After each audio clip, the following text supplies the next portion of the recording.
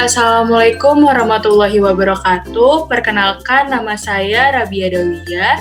Saya adalah mahasiswi Akuntansi Perbanas Institut Jakarta dengan NIM 171100114. Di sini saya akan mempresentasikan analisis laporan efek, baik dari efek saham maupun dari reksadana.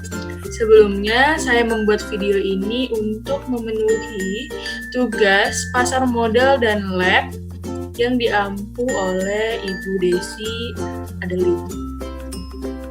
Pertama-tama, saya akan membahas terlebih dahulu laporan saham. Di sini saham yang saya beli yaitu PT Bank Tabungan Negara Tbk atau kode bursanya itu biasa disebut dengan BBTN. Sebelumnya, saya akan menjelaskan terlebih dahulu profil perusahaan dari Bank BTN. BTN dimulai dengan didirikannya Pos Patbank di Batavia pada tahun 1897 yang sekarang dikenal dengan PT Bank Tabungan Negara Tbk atau Bank BTN, adalah badan usaha milik negara atau BUMN yang bergerak di bidang perbankan. BTN berkomitmen menjadi bank yang melayani dan mendukung pembiayaan sektor perumahan melalui 3 produk utama, yaitu ada perbankan perseorangan, bisnis, dan syariah. Di tahun 2009, Badan Pengawas Pasar Modal dan Lembaga Keuangan atau BPPAN mengeluarkan pernyataan efektif terhadap produk investasi baru berbasis sekuritisasi. Di tahun yang sama, juga Bank BTN melakukan penawaran umum saham perdana atau IPO dan listing di Bursa Efek Indonesia. Selanjutnya di sini saya akan menjelaskan performa emiten selama 5 tahun. Bank Tabungan Negara di sini kita lihat bahwa grafiknya mengalami pasang surut ya. Kadang naik, kadang turun. Nah, kalau misalkan kita lihat bahwa di level tertinggi ada pada tahun 2018 di sekitar awal tahun, Bank Tabungan Negara ini memiliki angka saham sekitar 5.000 sampai 6.000 dan mengalami level terendah ada pada tahun 2020 atau di awal tahun 2020 sekitar mencapai angka 600 atau sampai 800-an. Nah, bahwa kita lihat semakin lama performa emiten dari Bank Tabungan Negara ini memang mengalami penurunan. Tapi kalau misalkan dari sekitar bulan Maret atau bulan April, performa dari emiten Bank Tabungan Negara ini mengalami kenaikan sampai dengan bulan November dengan angka itu yang terakhir 1.645. Selanjutnya di sini ada bukti pembelian saham. Di sini saya membeli saham Bank Tabungan Negara sebanyak 1 lot dengan harga 1.730. Yang mana kalau ditotalin itu sebesar 173.000. Nah, nanti di akhir video saya akan memaparkan bagaimana cara membeli saham di sekuritas yang saya gunakan yaitu MNC Sekuritas. Selanjutnya di sini ada bukti transaksi saham. Bisa kita lihat di nomor 6 ada garis kotak biru, itu di tanggal 26 November 2020 saya membeli saham BBTN dengan harga 1.730 sebanyak 1 lot dengan gross amount totalnya itu sebesar 173.000. Dan bisa kita lihat di nomor 2 saya melakukan transaksi pada tanggal 30 November 2020 menjual saham dari BBTN sebesar 1.730 sebanyak 1 lot dengan gross amount sebesar 173.000. Selanjutnya di sini saya akan menjelaskan alasan saya memilih emiten tersebut. Yang pertama, saya melihat dari analisa fundamentalnya dan yang kedua ada dari analisa teknikalnya. Analisa fundamental yang saya lihat di sini terdapat pemberitaan bahwa laba Bank BTN naik 39,720% di kuartal 3 tahun 2020. Di pemberitaannya bahwa mengakhiri kuartal 3 tahun 2020, PT Bank Tabungan Negara mencatat kinerja positif dengan perolehan laba bersih yang naik 39,72% secara tahunan. Perseroan juga tercatat mencatat laba senilai 1,12 triliun rupiah per kuartal 3 tahun 2020 yang naik dari 801 miliar rupiah pada periode yang sama tahun sebelumnya. Direktur Utama Bank BTN Pahala Nugraha Mansuri mengatakan berbagai langkah penguatan yang telah dilakukan oleh perseroan mulai menunjukkan hasil yang positif. Bank BTN telah melakukan penguatan di sisi kualitas aset, likuiditas, permodalan, bisnis hingga langkah efisiensi. Yang kedua ada pemberitaan tentang BTN manfaatkan masa pandemi jadi momentum dongkrak kinerja. Di pemberitaan tersebut dipaparkan bahwa PT Bank Tabungan Negara terus melanjutkan potret positif pada kinerja perseroan per kuartal 3 tahun 2020. Catatan kinerja positif tercermin dari dana pihak ketiga atau DPK Bank BTN yang mencatat pertumbuhan sekitar 18,70% secara tahunan pada kuartal 3 tahun 2020. Kondisi likuiditas yang terjaga tersebut juga tercermin dari posisi LDR BBTN yang berada di level sekitar 9,26% per September tahun 2020. Bank BTN tetap memperhatikan asas kehati-hatian dalam penyaluran kredit sehingga dapat menjaga rasio kredit bermasalah yang mana levelnya sekitar 2,26% per September 2020. Sementara itu, Bank BTN juga telah meraih berbagai sertifikasi sejalan dengan komitmen perseroan mengedepankan Good Corporate Governance atau GCG. Jadi, saya dapat simpulkan bahwa dari dua berita tersebut menjadi sentimen positif bagi harga saham Bank BTN untuk bergerak naik. Selanjutnya di sini saya memaparkan juga laporan neraca dari Bank Tabungan Negara. Bisa kita lihat bahwa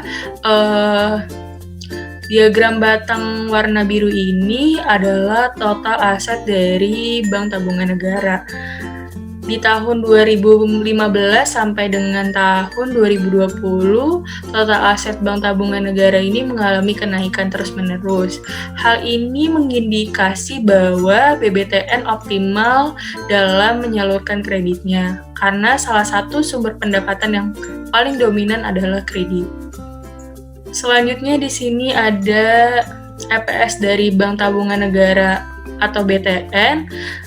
Kita lihat bahwa yang berwarna pink ini EPS dari Bank Tabungan Negara ini terus mengalami peningkatan yang mana hal ini mengindikasi daya tarik investor karena EPS juga menjadi salah satu indikator yang sering digunakan dalam mempertimbangkan keputusan investasi. Selanjutnya saya akan menjelaskan analisa teknikal dari saham Bank Tabungan Negara. Di sini saya menggunakan beberapa indikator. Yang pertama, indikatornya ada dari moving average. Moving average yang saya gunakan adalah MA20 dan MA50. Maksud dari MA20 ini adalah pergerakan harga saham 20 hari terakhir Dan maksudnya MA50 ini adalah pergerakan harga saham 50 hari terakhir pas kita lagi mengambil analisis teknikal tersebut. Nah, MA20 ini berwarna hijau, kita bisa lihat ini adalah line yang berwarna hijau, dan MA50 ini garis yang berwarna merah. Nah, di sini kita bisa lihat bahwa MA20 dan MA50 ini bersentuhan, yang mana hal tersebut disebut sebagai golden cross. Golden cross ini mengindikasi bahwa akan terjadi bullish atau uptrend. Nah, hal ini waktu yang tepat untuk investor masuk membeli saham dari BBTN. Selanjutnya, indikator yang saya gunakan ada support and resistance. Kita bisa lihat di candlestick-nya ini. Candlestick-nya ini ada yang botol berwarna hijau dan yang berwarna merah. Ini disebut sebagai pergerakan harga sahamnya. Nah, di sini kita bisa lihat bahwa pergerakan harganya ini masih di bawah garis resistance 1. Ini garis resistance 1 dan pergerakannya masih di bawah garis resistance 1. Nah, jika misalkan pergerakan harganya ini menembus resistance 1, maka harga akan terus berlanjut naik. Namun sebaliknya, jika pergerakan harga sahamnya ini turun, maka akan berbalik arah dengan sedikit terkoreksi ke arah support 1. Nah, ini adalah yang garis biru ini yang saya tandain ini adalah arah support 1. Nah, untuk mencapai resistance 1 tersebut masih dibutuhkan waktu beberapa hari sehingga cocok dijadikan sebagai saham trading harian. Maka keputusannya yang diambil adalah saya membeli saham tersebut. Yang ketiga, saya melihat dari indikator trend line. Di sini kita bisa lihat bahwa candlestick-nya terus atau harga sahamnya ini terus mengalami kenaikan atau biasa disebut dengan bullish dari bulan Mei hingga November tahun 2020. Selama tren belum menunjukkan tanda-tanda pembalikan arah atau ke downtrend, maka saya merekomendasikan untuk membeli saham dari Bank BTN. Selanjutnya, indikator yang saya gunakan adalah MACD. Di sini MACD ini melihat dari 3 zona. Yang pertama ada zona positif atau di atas level 0. Nah, level 0-nya ini yang garis saya tunjukkan ini namanya level 0. Nah, kalau misalkan ada di atas level 0 berarti disebut sebagai zona positif. Jika misalkan ada di bawah level 0 maka disebut sebagai zona negatif. Nah, untuk zona netralnya ini ada pada tengah-tengah ya, misalkan di area si zona level 0-nya atau sedikit di atas level 0. Seperti kita bisa lihat bahwa di sini pergerakan dari saham Bank BTN ini berada di zona netral, yang mana menurut saya tren bullish akan segera berlanjut. Maka keputusan yang diambil adalah membeli saham dari BBTN tersebut. Selanjutnya saya melihat dari net foreign buy or sell-nya. Pada indikator ini menunjukkan bahwa net buy asing masuk sebesar 8,969 miliar, yang mana indikasi ini menunjukkan investor asing banyak membeli saham dari Bank BTN. Nah, kalau misalkan investor asing banyak membeli saham BTN ini, maka akan mengalami atau berpengaruh terhadap pasar modal Indonesia. Nah, kita bisa lihat bahwa volume buy-nya ini lebih besar dari volume sell-nya. Maka rekomendasi saya adalah untuk membeli saham BBTN. Selanjutnya di sini ada bukti penjualan saham. Saya menjual saham Bank BTN sebanyak 1 lot dengan harga 1.730, yang mana monsalnya itu sebesar 173.000. Nah, nanti di akhir video saya juga memaparkan bagaimana cara menjual saham di sekuritas yang saya gunakan. Selanjutnya saya akan melaporkan laporan dari reksadana. Di sini saya menggunakan atau membeli reksadana dari Sukor Invest Money Market. Nah, pertama-tama di sini saya menjabarkan profil perusahaan dari reksadana Sukor Invest Money Market Fund, yaitu adalah reksadana berbentuk kontrak investasi kolektif berdasarkan Undang-Undang Nomor 8 Tahun 1995 tentang pasar modal. Sukor Invest Money Market Fund ini bertujuan untuk memberikan tingkat likuiditas yang tinggi untuk memenuhi kebutuhan dana tunai dalam waktu yang singkat, sekaligus memberikan tingkat pendapatan investasi yang menarik. Jadi PT Sukor Invest Asset Management ini berdiri pada tahun 1997 dan memperoleh izin di tahun 1999. PT Sukor Invest telah bertransformasi menjadi boutique asset management yang melayani para nasabah yang berfokus pada tujuan investasi dan profil resiko yang sesuai melalui kapabilitas investasi yang luas dan unik untuk para nasabah. Nah, di sini ada bukti pembelian reksadana. Saya membeli reksadana pada tanggal 25 November tahun 2020. Di sini ada confirmation subscription-nya dengan harga pembeli dengan amount atau jumlah pembeliannya sebesar 100.000, yang mana NAB-nya sebesar 1.526,8.500 atau sebesar 1.526,85. Selanjutnya di sini kenapa saya memilih Sukor Invest Money Market Fund sebagai reksadana pilihan saya, karena saya melihat performa dari reksadana Sukor Invest Money Market Fund ini terus mengalami peningkatan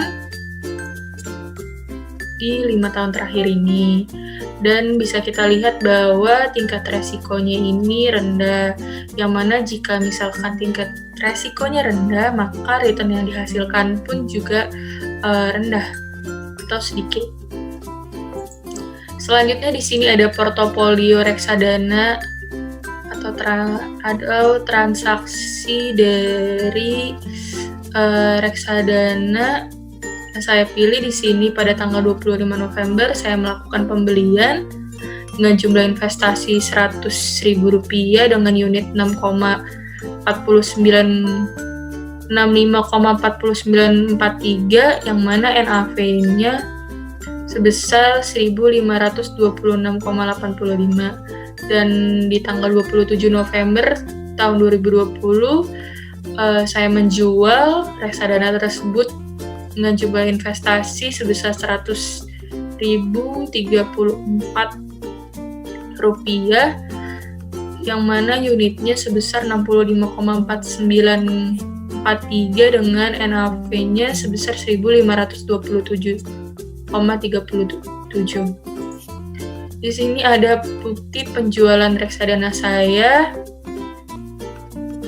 yang mana tadi sudah dijelaskan jumlah unitnya sebesar 65,4943 dengan nilai penjualan sebesar Rp100.034. Untuk laporan emiten saya membuat disclaimer bahwa laporan ini semata-mata untuk memenuhi tugas mata kuliah pasar modal. Segala rekomendasi saham maupun reksadana yang diposting oleh saya melalui YouTube adalah hasil riset mahasiswa yang sedang dalam tahap belajar. Segala rekomendasi saham dan reksadana yang diposting hanyalah bersifat memberi pandangan semata dan saya tidak bertanggung jawab atas keputusan investasi. Karena keputusan investasi itu ada di tangan para investor. Baik, sekian presentasi dari saya. Kurang lebihnya mohon maaf. Wabillahi taufiq wal hidayah. Wassalamualaikum warahmatullahi wabarakatuh. Terima kasih.